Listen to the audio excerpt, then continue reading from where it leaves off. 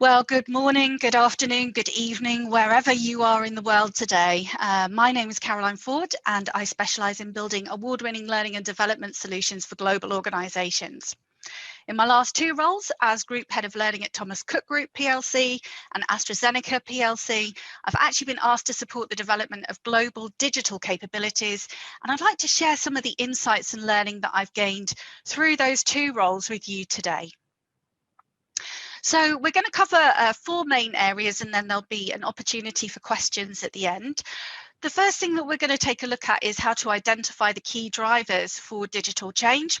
We'll look at building a digital capability strategy, or indeed a capability strategy on any topic area in your organisation.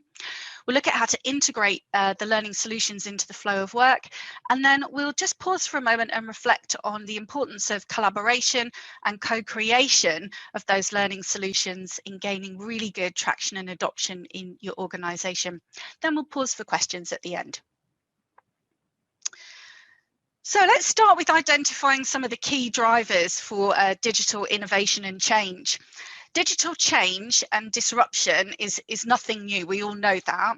Digital technologies underpin every sector, from fishing and farming to mining and healthcare. And the fact is that digital disruption has been accelerating since the 1990s, and quite frankly, now it's everywhere. And if you ask a millennial what they think digital is, they sort of chuckle at you, because for them, digital's just life. But with 5 generations in the workforce, organisations across every sector do need to evolve and address the changing business landscapes, and sort of really help their people do the same. And honestly, your industry, whatever it is not going to be any exception anymore. So our job as learning specialists is to really help organisations move from doing digital to being digital. And the importance of that role has just got bigger, because according to a recent study by McKinsey & Co, the global pandemic has just accelerated digital innovation and associated adoption by as much as 10 years. But let's start by taking just a little step back in time, because even before the pandemic, sadly, a surprising number of established companies failed to take notice of this digital disruption that was already going on for the last kind of 20 plus years, and they just missed it. And this slide shows just a few of the organisations that sadly went into administration pre-pandemic because of their failure to digitize and future-proof their businesses. Now, if you look up in the top left of the screen, you'll see that Thomas Cook Group is there. And I personally experienced the effects of this company failing to notice that it was being disrupted during my time there as Group Head of Learning. And the collapse of the oldest travel company in the world resulted in the biggest peacetime repatriation of all time. And in actual fact, I don't know whether you will have seen the news on this internationally, but over 150,000 people were repatriated as a result of Thomas Cook going into liquidation. And it cost the UK taxpayer an unbelievable estimated £100 million to repatriate them. So the ripple effect of a business going into liquidation isn't just felt by those who work there, but by the customers and the wider population at large. And, you know, this is actually a really big problem for our economy. So you might be asking the question, well, why, when we've known that digitisation is and has been coming for a long time, did these companies fail to see that disruption coming? And that's a great question. And actually, there are 3 main reasons why companies are failing in the digital era. And the uncomfortable truth is that many companies either don't think they need to change, although that may just have altered given the current state of play with the pandemic, or they fail to see the opportunities that digital change presents, or they simply invest in the wrong digital initiatives. Now, what I'm showing you on the screen here is the technology S-curve. And the technology S-curve is a way of thinking about digital transformation and change. So it helps established companies really understand the growth and adoption rates of new technologies. And this model shows how technology follows the same adoption pattern repeatedly in the shape of a hockey stick or an S-curve. So Let me just walk you through this model. If you're familiar with it, please bear with me. And if you're seeing it for the first time, I think you'll find this quite interesting. So a new technology starts quite slowly at point A. So we've called that technology 1. And as it starts to accelerate in popularity and grows, we see it move through points B and C. And eventually, you'll see that popularity wanes, and the use of that technology then starts to tail off at point D. And if you want a couple of examples of how this has happened in fairly recent years, you could look at the move from print to online, or from the PC to the mobile way of using technology. So if we go back to the diagram, in the meantime, you can see that a new technology, technology 2, is emerging, and it has its own S-curve, which overlaps the first. And when this happens, the company needs to consider shifting from technology 1 before its life cycle comes to an end. And this is known as the dilemma zone. However, this is actually not an easy decision for an organization to make, because the point at which they're being disrupted is actually usually the point at which that business is really successful and it's making money, it's efficient, it's working at peak performance. So it doesn't necessarily feel like there's any real reason to innovate, but that's exactly the point at which innovation matters most, because, you know, that's the point at which they're being disrupted. And a real challenge with this, and it is a real challenge, is that when organizations mature, they often slip into and favor one mode of operation over all else. So maybe something they're really comfortable with, something that's served them well in the past, and works well maybe in a stable and predictable situation. But when disruption comes knocking on the door and the situation becomes unstable, like we're seeing right now with the global pandemic, sticking to one preferred or a couple of preferred ways of working can be a real hindrance rather than a help. And what I'd like to do now is just go a little bit deeper and explore this a bit more with you. So I think as learning professionals, there's something that I would really encourage you to always have at the forefront of your mind, which is that at the heart of every organization is people. And an organization's ability to recognize the type of people it needs to innovate, to adopt, to sustain change is absolutely critical to the success of its future, its change, and its adoption programs. And this is a really lovely model. So some of you may be familiar with the adoption curve, which is a fairly well-known model, but underneath the adoption curve, I've overlaid it with a slightly alternative model. It follows the same pattern, but this is the pioneers, settlers, town planners, exploiters, and stayers model developed by innovation expert Simon Wardley. And what it does is it describes innovation as seen through the lenses of 5 different types of change agents and adopters.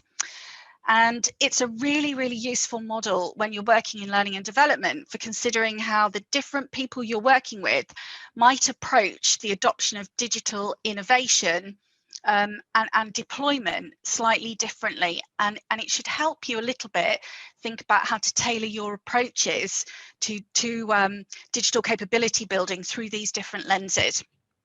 So let's just take a look at each of the different people and the different lens. And by the way, they're all brilliant. So let's start with pioneers, who are brilliant people because they explore uncharted land. So imagine these people, right? They show wonder, they're brilliant, but they fail a lot. And half the time, the thing they've developed doesn't work properly. They create crazy ideas, like you wouldn't trust what they build mostly. But most of the time, like we would look at them and go, what? Or I don't understand. But a business desperately needs these, even if there's just a few of them, because this is the sort of innovation hub that drives ideation and creation of new innovation and ways of working. So if we move on to the next group of people, the settlers, who, by the way, are also brilliant people, they take the fantastic work of the pioneers and they standardize it. So they standardize the custom work and they turn it into something profitable.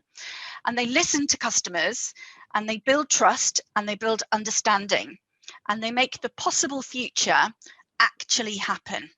So they're really, really brilliant people for doing all of those things. Now, let's shift over again to the town planners.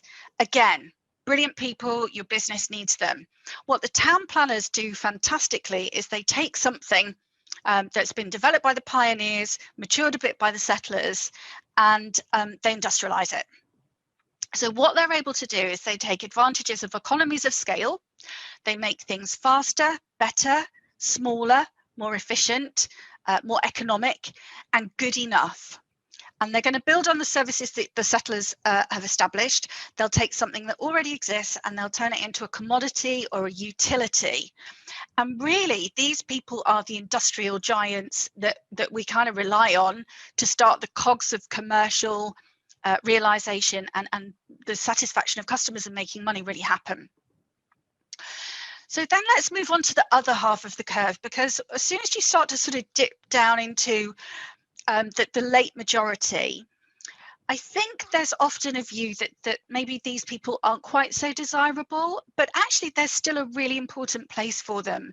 So we're going to call the exploiters brilliant people, because they actually apply the outcomes of all of the previous work, largely unchanged. So they're not going to innovate on top of it, but what they will do is they will gain the maximum possible benefit from proven technologies, and they will squeeze extra efficiencies by fine-tuning existing solutions and applying kind of context-specific adaptations. So you need these people just to keep squeezing through the real sort of endpoint value as that technology matures. And then finally, we get to the stayers. And I have to say, the stayers tend to continue kind of using the older tools long after the others have moved on. And there is a risk that this could be seen as a less desirable approach in times of high digital innovation and change. And you will really need to help these people as well acclimatize to what's going on around them. But I just want to point out that there are times when this approach is genuinely needed. So, for example, many big financial organizations still run old programs on big mainframe computers, and for very, very good reasons. So these systems often use kind of older code that's now considered obsolete, but it needs experts to keep them running. And that is something that's really well suited to the stayers. So as you're building out your digital capability offer or any capability offer, I'd urge you to consider how best to accommodate these different types of people and work with their different learning needs and styles to help bring them along on the journey. Because right now, people are a little bit worried that their skill set may be going obsolete, and they need some reassurance in businesses that there's a place for them, but they need the learning function to help them find that place. And that is really, really important, because in order to survive, your people need to keep up with this. Now, data and the digital technologies which feed on it are influencing and transforming the way we all live and work. And as a result, I'm afraid that our consumer expectations are changing quite radically. So I want you to put your own shoes on now and just think about yourself and your own personal experiences. Think about the past few years and how digital shaped the way that you and I manage our finances, how we book travel, how we stay connected. You know, it's even influenced the way that we watch movies as well. Let me just give you a couple of really interesting facts about some of those companies I'm showing on the screen. Now, Uber has rapidly become the world's largest taxi company without owning one single car. Airbnb has also rapidly become the world's largest hotel chain without owning a single hotel. And an increasing number of the world's largest companies are now technology companies. And for these 21st century digital native organizations, today's world isn't something that they're surviving in, they're thriving in it. Let's be honest, they authored it. And so for those 20th century organizations born of a different era and which are often desperately trying to keep up, adapting to this new world, can be both quite scary and a challenge. So something else you probably need to be aware of as learning professionals is that the changing shape of organisations is also having a significant impact on the way people are working. So not only are organisations being disrupted from the outside, they're also transforming to try and keep up with the demands of the 21st century consumers and competitors. And so subsequently, they're being disrupted from the inside too. It's like the perfect storm at the minute, and it's a real challenge for organisations. But over the past decade, there's been a significant change occurring in the shape of organisations as they strive to move away from the constraints of the 20th century traditional top-down machine models, where hierarchy was sort of really important and status came with job title. And they're transitioning into a much more flexible, agile structure, often in a bid to keep up with their nimbler and more agile digital natives who've naturally adopted a different way of operating from the get-go. But, and there is quite a big but here, moving from top-down hierarchies and siloed working into small, empowered, multidisciplinary teams with strong neurodiversity is actually a really big cultural shift for the people involved. You know, managers are having to learn to let go and empower their people. They're needing to appreciate and welcome neurodiversity and hire for it. And individual contributors are learning to form cross-functional coalitions and collaborate across previously existing silos. And they're also learning how to adopt new ways of working like design thinking, lean, agile, and they themselves, and this is really quite remarkable, but I love it, they are becoming citizen leaders. So there is a real sort of movement and transformation happening both from a management perspective, but also from an individual contributor perspective as well. And expectations are changing. And there's absolutely no doubt that some organisations have adapted more quickly and had more success with this than others. And their success or failure is primarily down to this. Now, you may or may not have seen this before, but this is Martek's law, and it's possibly the greatest management challenge of the 21st century. So we are at a period in time where technology is changing exponentially or very, very fast, but organisations and the people within them have been and still are in some cases changing what we call logarithmically. So very, very slowly. Well, not very, very slowly, but quite slowly. And I think they're moving faster now, right now at this moment in time. But often they just aren't able to keep up with that rapid pace of change. And changes in behaviour, adoption and culture take time. And there's only so much change a company and its people can productively absorb at one time, at least without major disruption. And I have to say, I'm so impressed with some of the work that I see going on now within that sort of bubble of COVID technology and adoption advancement. So I strongly believe that our job as learning professionals is helping people adapt from this to this. And we can do this by helping the organisations we belong to build out a really strong capability strategy and a highly innovative development offer to support it. And so what I'd like to take a look at now is how we've done this at AstraZeneca and share some of my learning and my story with you on how we've done this. So let's take a look at what it takes to build out a capability strategy. And remember, of course, there is more than one way to do this, but this is the way that I have approached it with my colleagues and my team at AstraZeneca.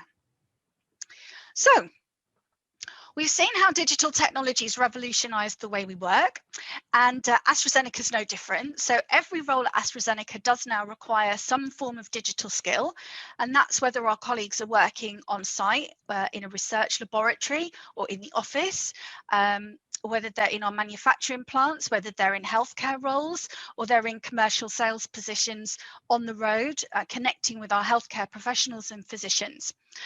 The digital world is increasingly influenced the skills that my colleagues and your colleagues need to effectively perform in their roles, whatever their profession. Now, in 2019, AstraZeneca undertook an enterprise-wide crowdsourcing event to support creation of a brand new 2025 enterprise strategy. And as a result of this activity, the senior leadership team identified four core enterprise-wide capabilities, which were considered critical to helping AstraZeneca achieving our growth through innovation strategy. I'm going to share those with you now. So they included enterprise leadership, digital literacy, data analytics, and brilliantly, learning agility. Now, I was asked to look at two of these, and they were digital literacy and data analytics, but I also partnered very closely with the colleague who was asked to look at learning agility as well. So you'll see that feed through into the solution that I'm going to share with you today. And the senior leadership team had asked for the creation of an enterprise-wide digital and data academy to help lift global capability in the areas that I was looking at. So where to start, you know, when you have a big ask like that? Well, the first thing that we did was to put a digital steering committee in place, and that comprised of our chief digital information officer, a CDIO, CIO, and our Vice President for Talent and Development. And we also asked a selection of prominent senior digital leaders from across all areas of the business to help to come and join the steerco to help us shape and steer the Academy offer, amongst other things. And the second thing we did was go deeper. And we conducted some extensive research before we started building out the capability offer. And I like to do this for a couple of different reasons. Because when I'm developing a global capability offer for any organization, I like to get a sense of people's perceptions around the topic in question, including, for example, any questions they may have, uncertainties, goals, aspirations, fears, and pain points they're experiencing, but also any wishes and dreams that they might have. And the other reason is that in a big sort of multinational like AstraZeneca or Thomas Cook Group, it's also really important to get input from a very diverse group of colleagues that represent a wide range of different roles, levels of seniority, and geographies.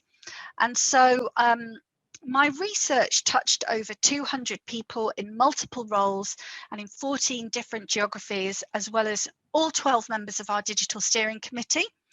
And it included other people above and beyond that as well, but the main 200, and it gave some really interesting insights, which I'll just summarize very briefly on the next slide. Now, what you may or may not know about AstraZeneca is it's compartmentalized or organized in 4 different business areas.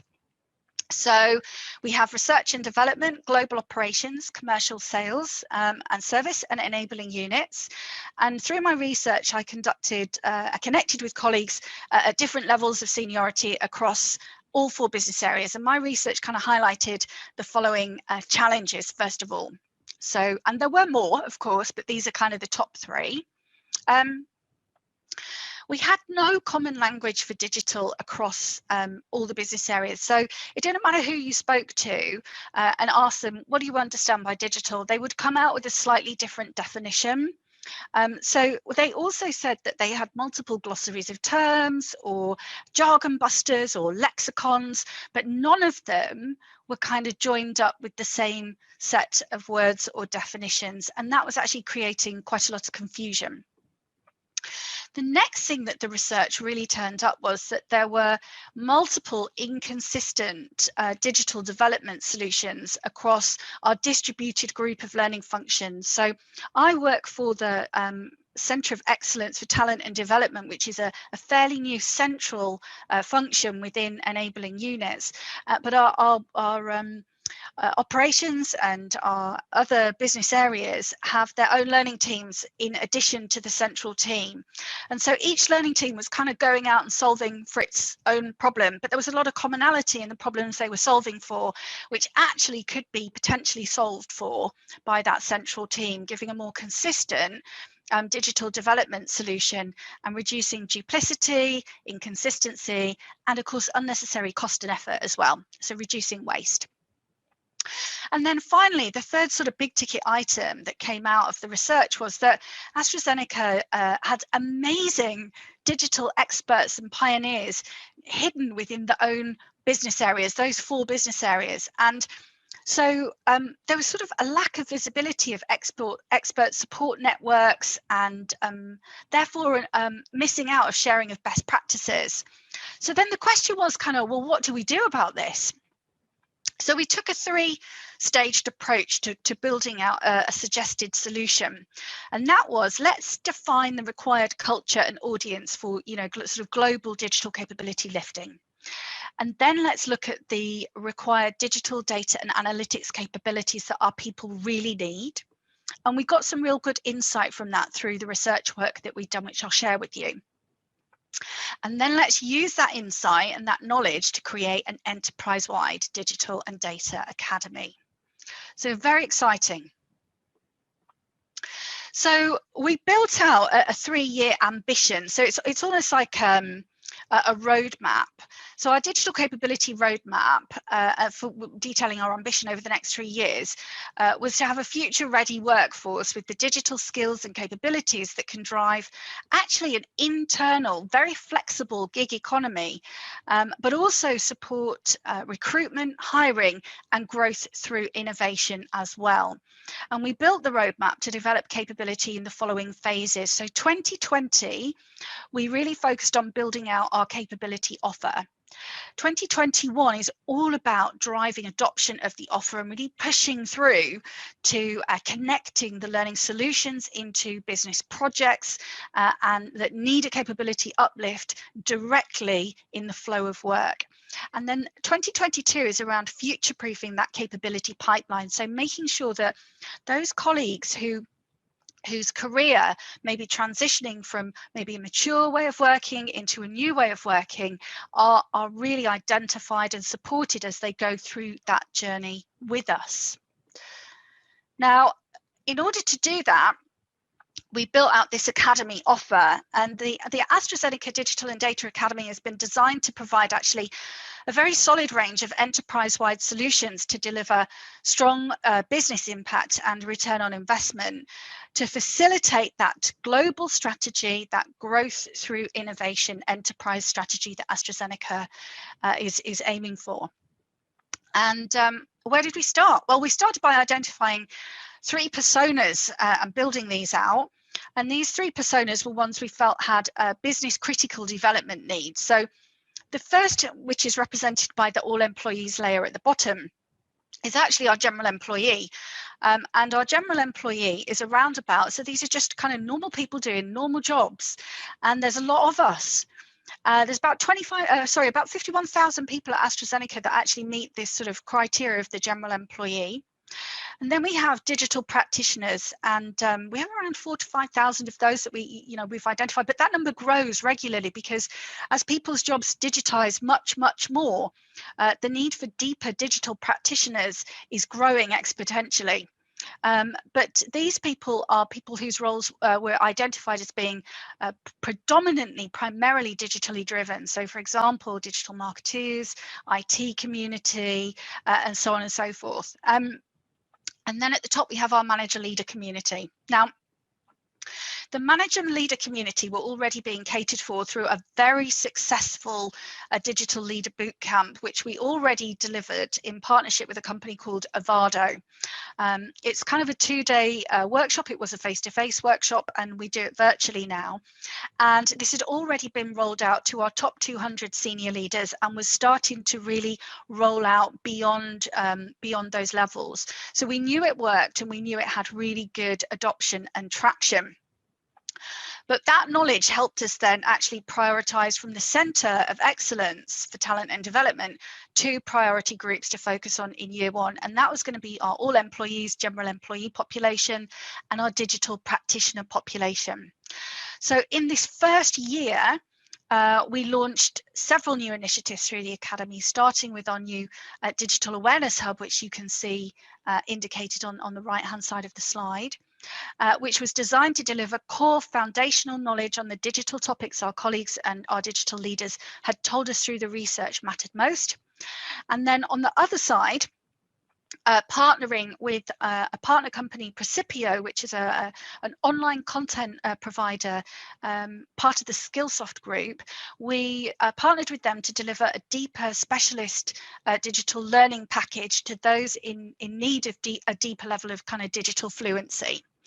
Now, there's a couple of other things that you can see on the slide. Obviously, digital boot camps I've mentioned for our senior leaders, but we also developed an enterprise-wide digital maturity assessment, which is a tool that's actually being piloted broadly at the moment, which originated in our commercial area, but which we repurposed as a more suitable for more enterprise digital maturity assessment. And this will really help our leaders assess their organization's digital maturity, giving us as a learning function valuable insights for future iterations of the digital capability builds we partner with the business to deliver. So that's a very important point just to point out, but I'm not going to dwell on that one today. What we're going to do is just really take a look deeper look at the Digital Awareness Hub, and then briefly at the Precipio digital solution for those practitioners as well. So let's start with the hub. The Digital Awareness Hub was, as I said, delivered and developed for the general employee persona. And the core purpose of the hub was really to demystify digital, provide a common language, and provide foundational awareness and increase capability for that broad population that we knew just needed a bit of a boost. And we started by taking the outputs of all our research and our engagement with the business and our digital steering committee, and we used that to help us identify 9 core digital and data topics where we wanted to build out an AstraZeneca specific learning solution. This was not, I have to stress this was not an off-the-shelf product. It was something that was delivered and developed by AstraZeneca people for AstraZeneca people. So just moving across, I guess, the topic areas, I'll tackle those first. So we picked out these 9 sort of topic areas. Let me just give you a bit of a brief overview of which each of them is, and then I'll share with you how we then identified subject matter experts to help us build them out from within the business. So remember I mentioned that a common language for digital was a bit of a challenge that we identified. Well, we decided that we would try and tackle, this is a big ticket item by the way as well, an enterprise-wide digital lexicon. So we would provide one lexicon and it would give a common shared language for digital for the whole enterprise. So really asking people to come and kind of bring out their dead, bring out their glossary of terms, all the things that they'd spent years building up, and give them to us, and that we would pick out the kind of top 100 recurring, most commonly used words, phrases, definitions, and demystify those and decode them for the general employee once and for all. And then we had our digital foundations module. So this was something we thought, look, if they do nothing else, we need to provide our people with learning on this. So it provides the critical foundational digital knowledge and understanding required at AstraZeneca. And actually what we did to build out the digital foundations and leadership proposition was we took the Avado product that we use in the Digital Leader Bootcamp, and we just simplified it so it was really, really accessible for the general employee and their line manager and our learning professionals. So there was a commonality of the DNA of messaging that was coming from the top right the way through our organization. Then we moved on to organizational responsiveness. So we knew that we needed to provide insights on how the internal workings and processes and mechanics of organizations needed to shift and adjust to keep up with the demands of the new digital world externally. So how you re-engineer your processes and ways of working so they're more agile and better adapted to the new world of work. Then we move on to a set of kind of 6 core capabilities for the individual. So there's change readiness and adaptiveness, which is preparing the individual person for digital change. Data, which is all about understanding that data is actually the fuel that powers the digital rocket, and that people need to appreciate why, what, and how to become a great data citizen is, and how important that is in organizations. And then we have data science and artificial intelligence, which is hugely growing in importance and in popularity. So we wanted to demystify what is a data scientist and how does artificial intelligence actually work? And where do we use it already at AstraZeneca, and where do you use it at home every day? And then we looked at a trilogy, which is why they're in pink together, which was design thinking, so understanding customer backwards design methodology, lean, understanding how to optimize processes before digitization, and agile, clarifying the difference between organizational agility and agile development and product ownership practices. So those were the topics that we chose to tackle. We then had to identify 9 subject matter experts from the business, and remember, they were kind of tucked away out of sight in their business areas. We needed to find people who had an exceptional reputation for leading pioneering work or best practice in the topic areas. And then we needed to approach them and ask if they would consider stepping out of their own business areas and hold the pen on the topic on behalf of the whole enterprise and help us create a centralized portfolio of learning solutions. Fortunately, they were delighted to help us. And then you can just see underneath here that each of those work streams, and you can see where the work stream leads came from in the sort of mid-pink. Each work stream also had a sponsor. The sponsors came from our digital steering committee. And where it was appropriate, we asked for the same sponsor to span one or more topic areas for consistency where we felt that there was a synergy there. And then one final ask that our steering committee had said is, because we were creating an enterprise-wide solution, but the workstream lead may have come from a specific business area, could we please find subject matter experts to support the workstream lead from our other 4 business areas, so that the solution that we created was agnostic to all areas and would be adopted more broadly. So that's what we did, and you can see those at the bottom there. And so we crafted a really lovely solution together in partnership, and we have a partner, Ludic Group, who've helped us develop a consistent branding and look and feel, which you can see on the right of the screen. And the solution that we built is actually hosted on our Degreed Learning Experience platform, and we created a number of learning pathways to tackle the topic areas that you saw on the previous page, with blended multimedia resources. So each resource is no more than 5 minutes to digest. There's maybe 1 or 2 very, very unusual exceptions to that. And what I'd like to do now is just share a quick video with you from our Chief Information Officer and Chief Digital Officer, Cindy Hoots, and our Vice President of Talent and Development, Mark Howells, to introduce you to the Digital Awareness Hub.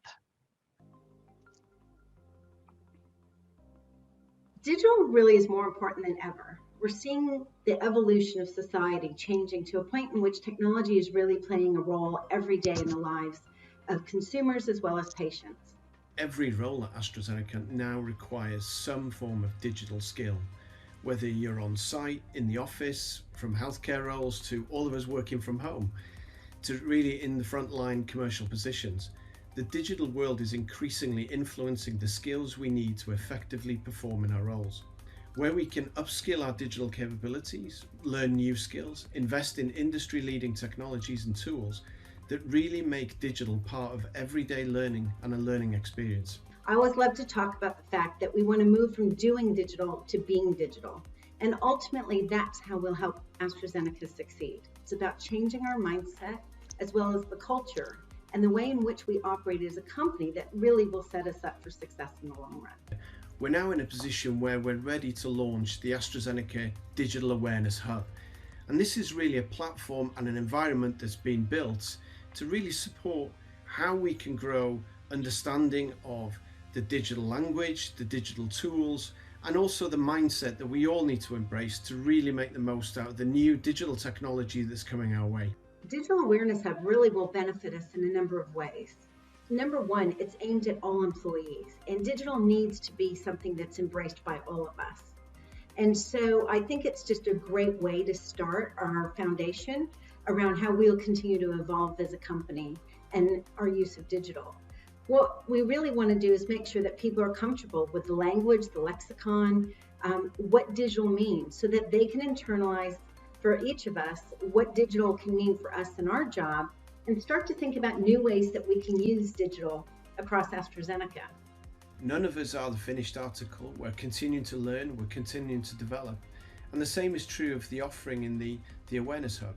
We feel this is the right content for where we are today in this stage in the journey, but we will continue to improve, evolve, and develop the material as the capabilities grow, as the technology changes, and as the need change. But this is the start of a process.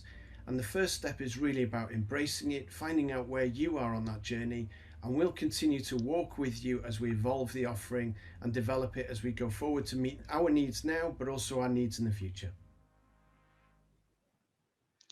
So that just gives you a lovely flavour of the hub, what we've done, and how we introduced it to our colleagues. So let's move on then. So now that you've seen how we've built out the strategy, let's just take a look at how we integrate us integrate that into work. So introducing the AstraZeneca Digital and Data Academy and Digital Awareness Hub and the Precipio content that we've included as well for our practitioners isn't just about hitting a particular adoption measurement in order to support our culture. What we want to do is really support lifelong learning at AstraZeneca. We want to encourage employees to repeatedly use the academy, to build core digital capability and be able to link that into real business outcomes. Now, you may remember that at the beginning of the presentation, I mentioned we have 4 core enterprise capabilities at AstraZeneca, one of which is learning agility.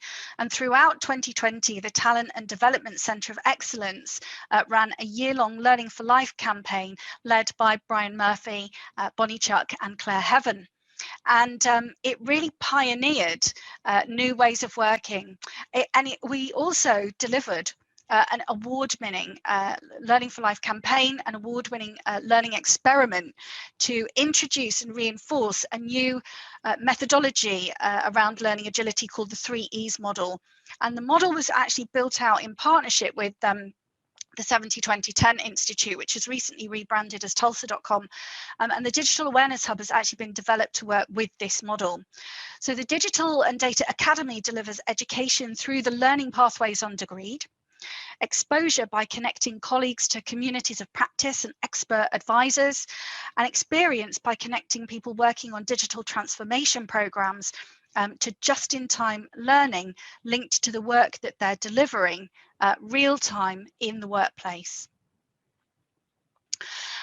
So how did we communicate about all of this? Well, actually, this picture says it all.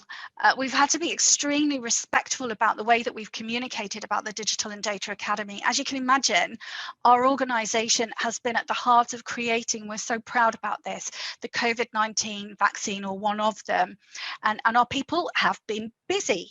So in order not to overwhelm them with additional communications about another kind of initiative or anything like that coming down the line, we've actually taken a really different approach. We have chosen not to run a campaign about this to bring people to it, but instead to decentralize our communications to work with targeted groups in the organization that we know have a direct need for upskilling now in these core capability areas. And we've done this by using a decentralized approach, and we've used familiar local networks, we've tapped into contributor networks, we've offered local workshops, we've provided very small sort of tiny 2-slide slide packs that managers can use at the beginning of meetings that they already had booked in, just to remind their teams and colleagues to go and take a look at the hub, or if they're doing a digital initiative, that there's these fantastic resources available.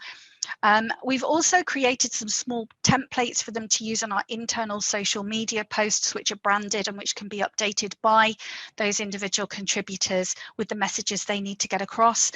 And we're creating a steady rhythm of sustained communication over time, including really simple things like providing some hashtags for our colleagues to use, such as hashtag digital and hashtag digital awareness. And rather than, as I said, run our own internal campaign, we've actually chosen to piggyback on existing internal campaigns that are already going on within the business. So initiatives that people might be running already, we're partnering with them around digital, helping to connect our product with an already existing business need and initiative, thereby helping to connect back into the return on investment piece.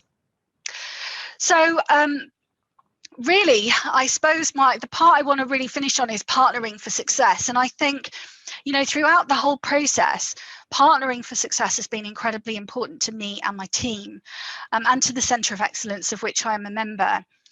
The Central Talent and Development COE has partnered with Ludic Group, who are specialists in digital and engagement, and a very, very creative organisation. We've also partnered with Degreed and our internal learning technology teams around hosting our solutions on our learning experience platform. We've partnered with Precipio from Skillsoft, who are our content library partners for our deeper digital fluency needs. And of course, our own internal AstraZeneca experts and digital pioneers. And we also had a group of 75 user volunteers who represented the general employee persona and who tested out our solution and our thinking at 3 or 4 different touch points throughout the creation process. And I'd like to say a huge thank you to all of these partners, because without them, the build process for the Academy would just not have been possible. And the Digital Academy that we've created is such an amazing testament to the agility of AstraZeneca and its ability to adopt to new 21st century ways of working, a central part of which is partnering with really awesome external and internal partners like we have done on this particular piece of work. So in conclusion, there's no avoiding a digital change. I'm sorry about that. It's here to stay. Please remember that technology is changing exponentially, very fast, but organizations like yours and mine, ours, are changing logarithmically. They're trying to keep up here, and they're doing it to the best of their ability, but our job as L&D functions is a real need to be at the vanguard of change. But before I close, there's just one more point I'd like to make. And many of you will be dialing in from outside the UK, but some of you may be familiar that on Boxing Day, the UK, on Boxing Day 2020, the UK went back into lockdown for the 3rd time that year, and it's still in lockdown today, shortly to be relaxed a little. And under normal circumstances, the UK government funds a huge firework display in London at midnight on New Year's Eve. But this year, because of COVID-19, they specifically publicised there would be no display for fear of drawing crowds of people into London. In fact, they even showed the Australian New Year's Eve fireworks celebrations on the BBC News, confirming that this year there would be no such celebrations in the UK. And then, quietly and without publicity or fanfare, something extraordinary happened. And with permission from the BBC, the clip I'm about to show you now epitomises the tumultuous, digital and yet inspiring year that was 2020.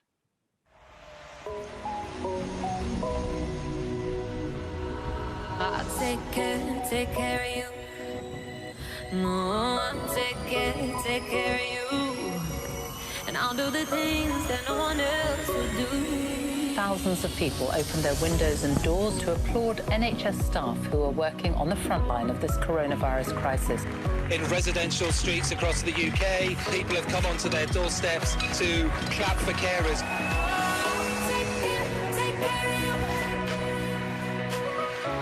Thank you, NHS heroes.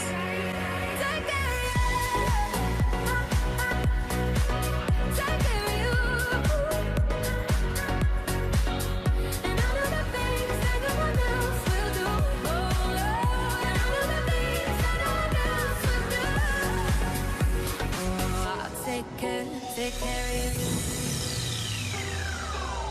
Captain Tom Moore set out to raise £1,000 for the NHS. He's raised just a little bit more than that. He's a 99-year-old war vet. He's a one-man fundraising machine. Thanks, Captain Tom! I'll be there, yeah, yeah, I'll be there for you. Oh, I say, yeah, yeah, I got enough love for two. You'll never be alone, I'll be there for you. Thank you all very much.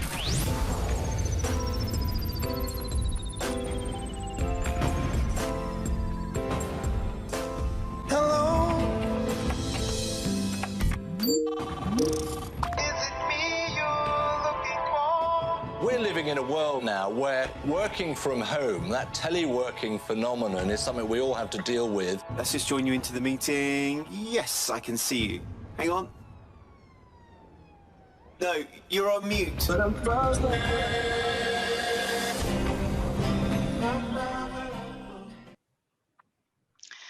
Now, wasn't that a wonderful display of both technological genius and human centricity? And therefore, the most important message I'd like you to take from my presentation today is not that digitisation has arrived, whether we like it or not, or that every organisation should have a digital academy or capability programme, but that at the heart of digital capability and adoption are people, real people like those working in healthcare, Captain Tom Moore, and people just like you and me struggling every day to manage the mute button. And our job as learning and development professionals is to help those people feel comfortable and well equipped to thrive in the future world of work. My name is Caroline Ford. I'm the Global Digital